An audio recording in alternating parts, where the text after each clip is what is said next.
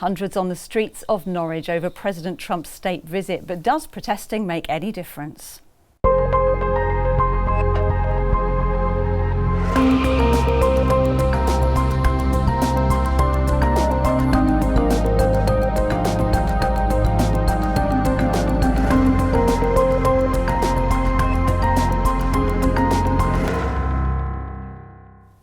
Good evening. Nearly 2 million people have signed a petition calling on the government to cancel President Trump's planned state visit to the UK later this year, after he imposed a travel ban on 7 mostly Muslim countries. Protests have been taking place across the country, including in Norwich, as Lauren Hewitt reports. People power in Norwich, following the lead of places like London and Washington, as around 1,000 people turned out on a dreary Wednesday night to protest against US President Donald Trump's immigration ban. His views are just against humanity and human rights and the Constitution. The man is not only a bigot and ignorant, but seems unstable. People actually have to do something and come out. You can't just stand there and say, oh, but I really don't agree with it, because, tweeting about it isn't enough. You have to show up. So do these type of protests actually have any impact on decision makers? Here to talk about this is David Moreland of UKIP. Also with us, Professor Alan Finlayson from the Politics Department of the UEA and Rupert Read from the Green Party. Let's start with you, Rupert. Do you think these kind of protests make any kind of real difference? Well, one thing's for sure is that protests do make a difference if you look at history. Would we have had women getting the vote when they did without the suffragettes? What about the American civil rights movement? We can all think, if we take a moment to do so, of protests that have made a real and substantial difference, protests that have changed history. So it's foolish for anybody to say, oh, protests never make a difference, you never change anything. But even when a protest doesn't make that kind of legal change, I think it can still really make a strong statement. So I was among those who was demonstrating against Trump last week with thousands of others. And I think one of the things we're accomplishing by doing that is we're showing that this is something which concerns people all over the world, and rightly so, because the migration issue, the refugee issue, that concerns people all over the world. Also the climate issue. The climate is a global problem. Trump is a climate change denier. It's absolutely absurd and shameful, disastrous for us, disastrous for our children. We all have a right to say something about this, and the more of us who do, the more power we're going to have for our position. Let's ask David Moreland, do they make a difference, these type of protests? As far as I'm concerned, at the end of the day, it was an American vote. The Americans voted Trump in, and it's down to them. And I think it's quite rude for us to be demonstrating here across in the UK as to what's happened over there. No, he's as elected their president. He's going to make decisions, and it's down to him. We should not be walking on the streets demonstrating, even though there's very, very few people do it. But we shouldn't be doing it, no. Alan Finlayson, does it depend on what you're protesting about as to whether you have an impact or not? It can do. There's some issues that a government can't do very much about. Some protests are really more expressive. They're people saying what they think is wrong. Perhaps, like Rupert says, they're drawing attention to an issue. But some protests can be connected to a broader campaign, directly trying to pressurise a local council or a national government or international organisation. I mean, internationally, in Romania, things have been happening this week, haven't they? And they've had a big impact. Yeah, so it's not just in this country that we're seeing protests yet again. In Romania, they've been contesting a government move to let people be free from prosecution for various charges of corruption. That's brought hundreds of thousands out onto the street. That kind of volume of people always makes the government stop and pause and think about what it's going to do. And in that case, it did make the Romanian government change its mind. But does it have to be a big number like that, Rupert Read? I mean, it's only 1,000 people in Norwich. Some people say it just won't make any difference. But there were people demonstrating all over the country and all over the world. 1,000 people in Norwich, that's a big demonstration for Norwich. And the demonstrations there have been in London and, of course, in Washington, D.C. and elsewhere in the United States have been huge. So David says, oh, we should just leave it to the Americans. But as I say, these are worldwide issues. These are issues that affect everybody, not just Americans. Okay. Decent treatment for refugees, that's something that should concern everybody. The world's climate, it's the world's climate, it's not just America's climate. These are issues that should concern everybody. I think it's great when people stand up and make their feelings known about these issues. OK, well, we went onto the streets of Norwich to get a flavour of public opinion about whether protests like this can have an impact. America affects the world. If the world's unhappy with Donald Trump as the president, they have to say something. It can't just be America, because they're going to take more notice. Nothing to do with us. He was the same thing has happened in America, if you like, or certainly very similar to what happened here. We had a referendum, people voted. I think it depends on the way the protest is done, because if you're all going to be peaceful and actually be nice about it and just speak to people in a reasonable, calm manner, you can actually get a point across, whereas if you're just going to start rioting and smashing things up, it's pointless. Just don't really know what we can do. People have voted for Trump and they voted for Brexit, and that's just the way the world's going at the moment. I don't know. I think the protests are the hope that there's going to be like a counter movement, and something good will happen. I think it has such an impact across the world that we should really be voicing our opinions and being informed. Though I think don't join on the bandwagon without being informed. So some concerns, and people do have concerns about Trump. He is the leader of the free world, and people are very worried about what he might do for the future. I dare say individually that people, you could well be concerned about him, but he admittedly has said things instantaneously in response to something that he hasn't thought about, and it's gone down in the wrong way. But at the end of the day, he was elected as the president of the USA. He's there for the next 4 years, and he's there to implement what the bulk of the American population voted for. Whether our left-wing people in this country or across the world like it or not, that's what's happening. The political system across the world seems to be changing at the moment.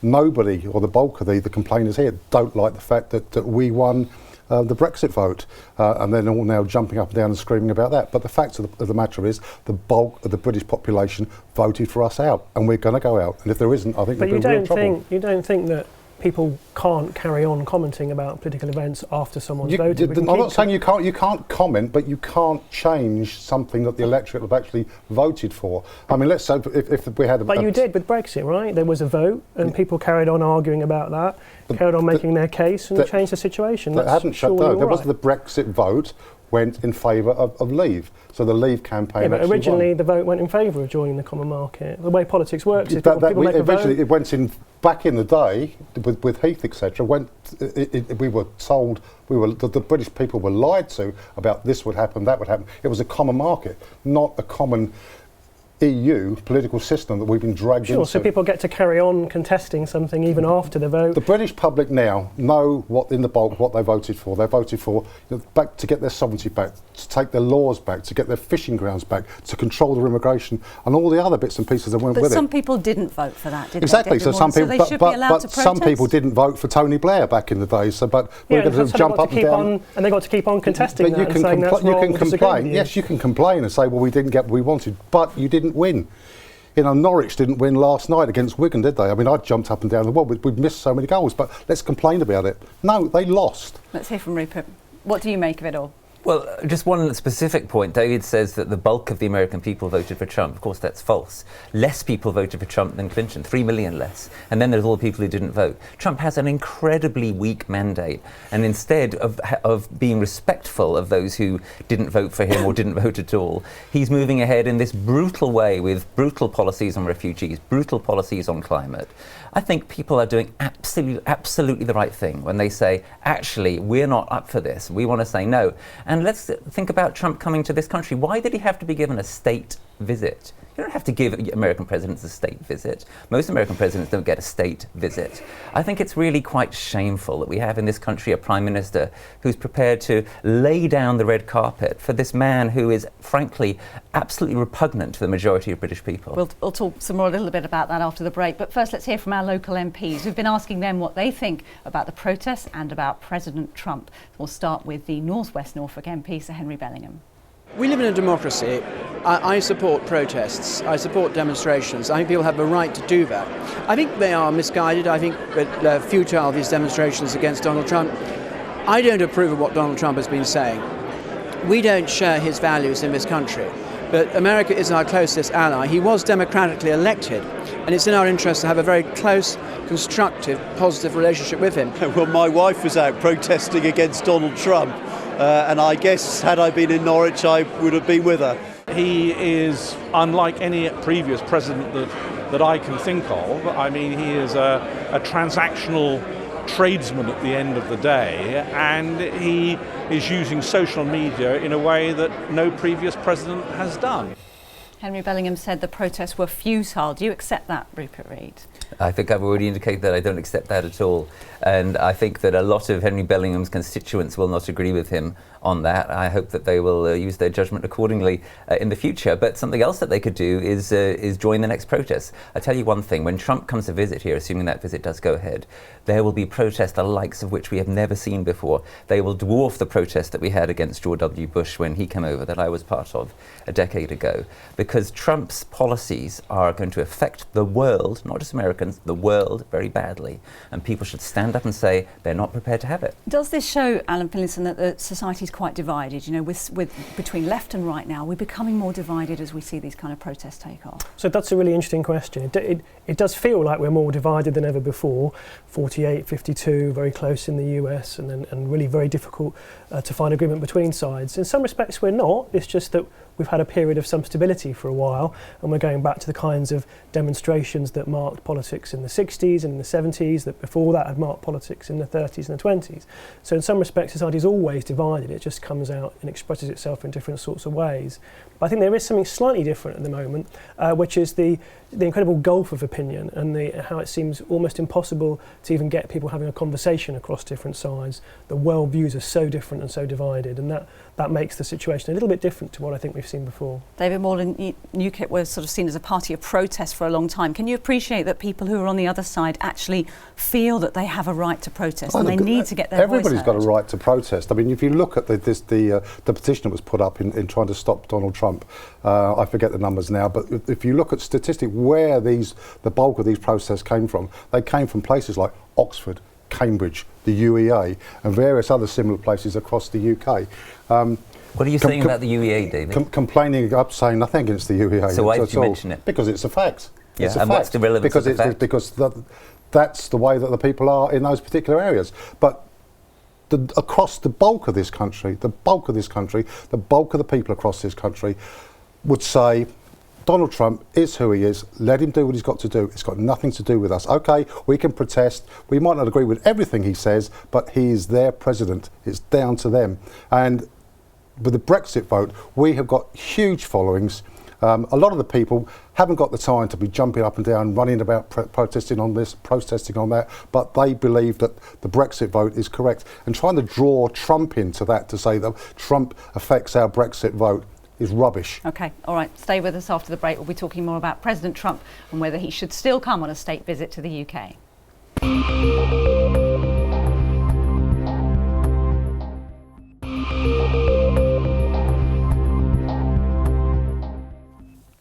Welcome back. Tonight we're talking about President Trump and whether the government should listen to protesters who are calling for his planned state visit to be cancelled.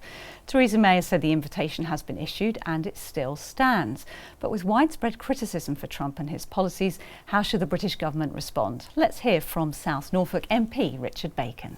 I think it would be extraordinarily discourteous. I think it would be unthinkable to disinvite him. And I think we should be very pleased that the leader of the free world is going to come to this country on a state visit. We have very, very close ties with the United States that go back many, many years.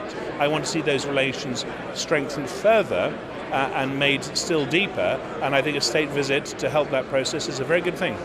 Certainly, I don't think that Donald Trump should be coming anytime soon for a state visit. I've signed the petition.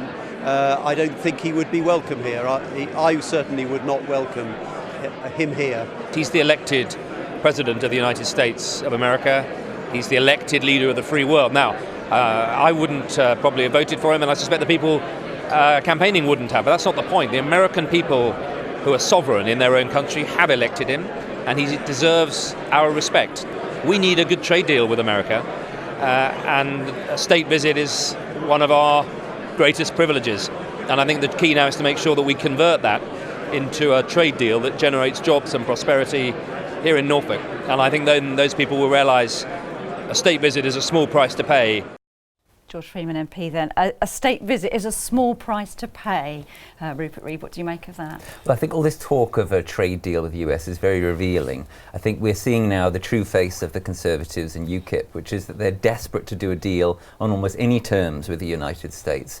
And it really gives a lie, doesn't it, to all those slogans of take back control, because what they're actually going to be doing is lying back and letting America have exactly the terms that it wants in this trade deal. What we say as Greens is, what about trying to make Britain a little bit more self-reliant? What about really taking back control by, for example, trying to be more self-sufficient in food? What about trying to produce more of the goods that we need here? Why are we so desperate to enter into a trade deal on any terms with the US? That's the reality now of the position that PM May is putting us in. Is Theresa May in a bind here? Because with Brexit happening, it's going to happen. Does she need to be close to Trump? Is that where she's just got to be? Yes, no, I think Rupert is correct in that respect. The challenge that the May government has is that it's about to withdraw from its major trading partners' trade agreements. It's going to put the country in a very difficult position. She needs, both for economic reasons to rapidly sign trade deals, but also for political reasons to show that her policy of opening up new trade routes is going to be successful. So that's certainly pushing her towards this position she's got with the US. But then that puts her in this other position that many people feel that extending not just an invitation to Trump, but actually a rather grand state visit invitation, is the country expressing an attitude towards the presidency that many of the country doesn't share. Is she boxed into a corner? I mean, a lot of people are worried about the relationship between Theresa May and Donald Trump. David? I don't think there's a problem at all. We've always been friends with America for a lot of years and always had trade agreements. I mean, we also had, if people don't forget, the Commonwealth before we signed and went into the common market and basically kicked the Commonwealth countries into the backside and got rid of. But if he's our only friend in the world, well, he's not our only friend. That's the whole point. If you look at the bigger picture now, the fact of the matter is that the EU is collapsing. Italy, France want to pull out. I've got friends in Germany that I was in the army with, and you listen to them and they just say, the media are saying in the UK that this is happening in Germany, that everybody's happy. Speak to the people out there and they'll say, we're not happy. We're really chuffed that you got your Brexit. We want out as well. So if it's going to collapse, we can trade freely with anybody and everybody. We're not going to rely on the UK, the US, sorry. We've got the world to trade with. We did it before and we can do it now. We're a great country and we will be again. Right, but trade is in part shaped by conditions beyond the government's control. One does tend to trade more with the countries that are nearby. Trade is trade, deals are deals. Trade is trade and deals are deals. You know, what's going to happen is, as people say time and time again, what are the German car manufacturers going to do? Say, oh, sorry, we're not going to sell you any of our cars. Or the French, no, you can't have our wine or our cheese. Rubbish. People, we need to trade and we will continue to trade, and our trade as a country will expand. We're going to get better and better and better with our relationship with America, the Commonwealth and the rest of the European countries. Policymakers have to think through some of the details there. So you mean the policymakers, you mean the political elite trying to keep everything in favour for themselves? No. Well, no, it's just a fact that if you want to have an economic policy, you need to have some sense of how the trade actually works, and part of Britain's situation is that many of the things that we make and sell abroad are made out of things that we buy from countries in the EU. So you have to think about how you're going to manage that transition, where you're going to get your components and your parts from if you're then going to sell things. And you have to work out who you're going to sell them to, because it is easier to sell things to Ireland and France than it is to sell things to New Zealand. Let's hear from Rupert Read. I mean, you know, there's a lot of criticism of Trump, but really it's no surprise, is it? He talked about all of these things on the campaign trail. Maybe we just have to accept what he's doing. It's what he got elected on. Well, I think what he's done is even more outrageous than what he talked about on the campaign trail in some respects. That's why people are so up in arms about the refugee. How is it more outrageous? Well, this immediate ban on travel by refugees, and many others, including British citizens, have been taken in by this, which has led even Boris Johnson to complain about it. And you look at what he's done on climate and the environment, immediately appointed a whole load of complete ignoramuses to the key jobs in the US. People who know nothing about science. He's gagged a whole load of parts of the government. He's removed loads of climate data from government websites. I mean, this is absolutely shameful behaviour. So it's even worse than we thought. And once again, this only justifies people from complaining, standing up and saying, surely there's got to be a better way. I think what we ought to do with regard to Trump is take a completely different attitude to the one that Prime Minister May is taking. So Trump is saying, for example, to German auto manufacturers, we're going to put tariffs on you. Why don't we threaten tariffs on Trump? That would maybe start to bring America around if they actually knew there was a penalty for what they're doing, rather than everybody saying, as May wants us to do, oh yes, whatever you say, President Trump. All Trump is doing is protecting his borders, which is what he promised his electorate, which is why that against British citizens. Do you defend that? They did not against, if need be, against anybody. Okay, that's very against clear anybody from UKIP that he wants so to UKIP check. Are in favour of Trump discriminating against British citizens. That's good to hear. If he wants to put his border controls up to check who is coming into his country, then he's got every right to do it. Exactly the same as we have got exactly the same right to do it here. Had I been in charge after the Brexit vote, I would have put our border agency straight up to fiercely control the people coming into our country. He has done nothing wrong. He's tried to set up a system where he could check properly the people that are coming in, because I've got no doubt at all, just like going into America, as we've got coming into this country, there are people coming into this country who are, without any doubt at all, ex-ISIS fighters who are coming here for specific reasons. This is Great Britain under UKIP. We give President Trump exactly what he wants. If he turns away British citizens at the border, we say, that's fine, that's up to you. That's taking back control, UKIP style. Will we see more countries take this kind of protectionist approach, do you think? Well, that's a major risk for the global economy, okay? If Trump raises tariffs on goods coming into his country, other countries are going to retaliate that. There are kind of worrying signs that China might engage in that sort of trade war. If that happens, then we're in a real mess. It's simply a fact that if countries trade with each other and have some degree of openness between them, it's to everyone's mutual advantage. When people put up those kinds of barriers and prevent goods from moving, it ends up being a beggar thy neighbour. For everybody ends up losing out. That's, I think, long-term kind of bigger picture, that's a major threat to the economic and political stability of all the countries that we're talking about. Is it better to be in conversation with Trump, at least to try and temper things, to make him maybe stabilise him if possible?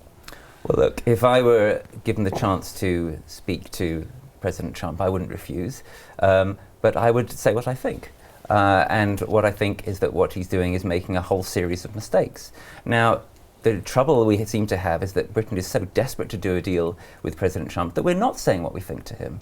And if people don't speak back and stand up to that kind of behaviour, which is frankly at the end of the day the behaviour of a bully, then he's just going to carry on. So I think we should be taking a very different attitude. And I think if we had a coalition of international countries saying, actually, we're not willing for you to get away with this. You can't just ban our citizens from coming into your country. You can't just wreck the world's climate unilaterally. Then maybe things would start to get a little bit better in this world. So you're not opposing him coming then? I wouldn't necessarily. I think what I was specifically saying earlier was that it's wrong to give him a state visit. That's the highest privilege, that's the highest honour we can give him. This man with so many black marks against him doesn't deserve the very highest honour that Britain can give. But just confirm that the Green Party view then, as far as you're concerned, we should have an open door policy where anybody from anywhere with any background at all can come here. I think it's just talking about Trump coming. Likewise in America as well. So anybody can come here. No border control. In you come. Come on, no worries. I'll tell you one thing about Green Party immigration policy. If we were in charge, we probably wouldn't be letting in Trump at all. Why is it? I mean, look at yesterday in the Daily Mail, God forbid it was hidden, 50% of the housing that's now being built, there's going to have to be built in this country, is purely and simply to take migrants. And yet they're still coming over. Where did that come from, David? That came from the Migration Council. That's on their day, so backed up by the government. What's the Migration Council? I forget the actual the correct name, but do you mean Migration Watch? Migration Watch. That's a political movement. 50% of the houses that are being built today are specifically to hold. Let's come back to Trump. And it's increasing. Let's come back to Trump. Can she realistically withdraw this invitation for a state visit? No, she can't withdraw the invitation. That would be politically disastrous. And she does have to have Trump over. It's worth people understanding that when you invite the president over, you're also inviting lots of other officials and other policy people who are coming over to talk to people here, which you have to do, because you have to have those kinds of conversations. So I think the issue isn't should he be invited over, it's when he comes over, does he get offered the full honours of the state visit? Because when the Queen meets someone, then it's not just the government meeting them, that's someone who represents the people of the country as a whole, and it's a rather different kind of event. All right, gentlemen, thank you very much. That is all we've got time for this evening. Thank you to my guests for taking part. If you want to add your comments to the debate, you can find us on the Mustard TV Facebook page, or we're on Twitter @MustardThisWeek. Good night.